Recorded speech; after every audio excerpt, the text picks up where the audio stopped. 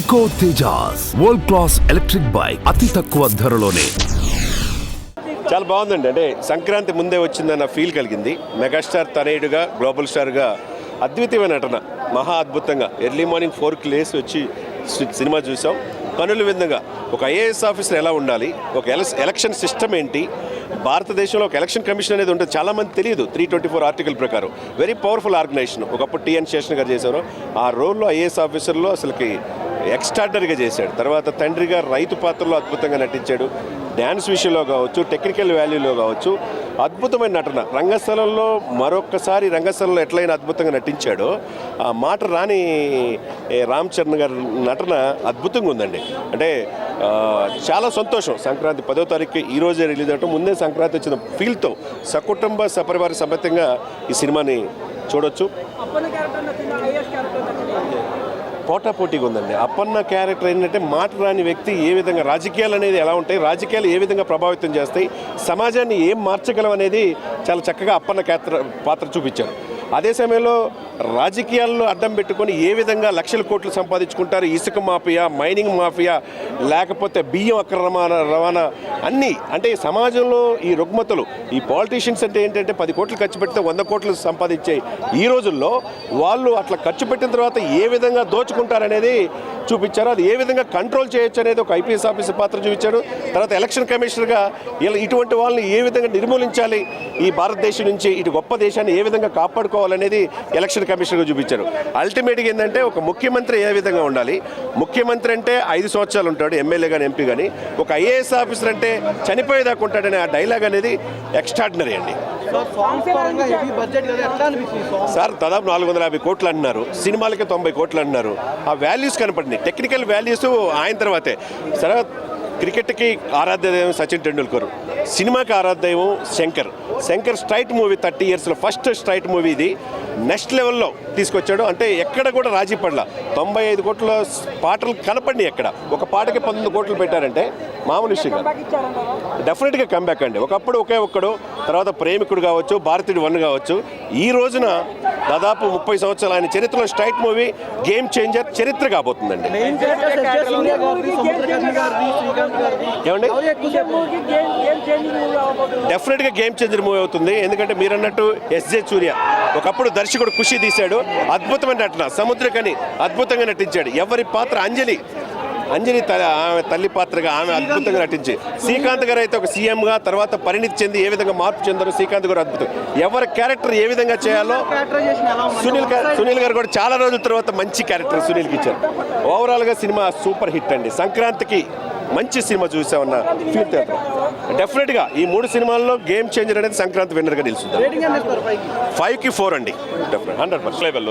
తర్వాత అన్ని క్యారెక్టర్లు బాగుంటాయి, ఎక్కడ బోర్ కొట్టదు. ఫస్ట్ హాఫ్ సూపర్గా ఉంటుంది, సెకండ్ హాఫ్ నెక్స్ట్ లెవెల్కి తీసుకెళ్తాం.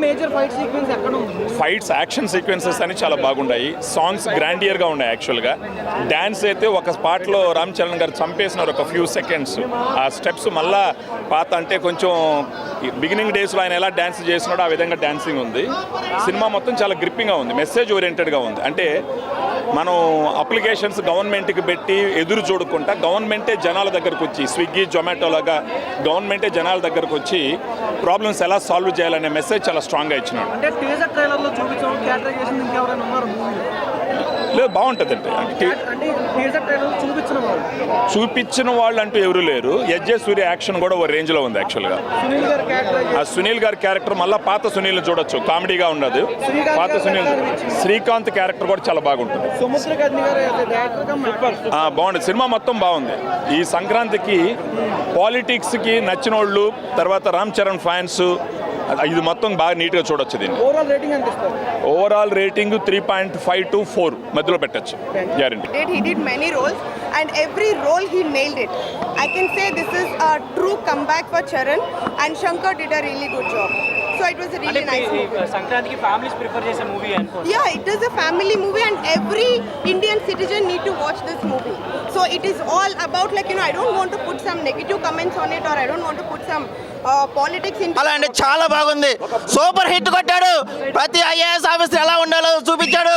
ప్రతి ప్రభుత్వ ఉద్యోగి నిజాయితీగా ఉంటే దేశానికి ఎలా చెందుతుందో, దేశవ్యాప్తంగా ఎలా మంచి జరుగుతుందో చూపించాడు. Super hit cinema.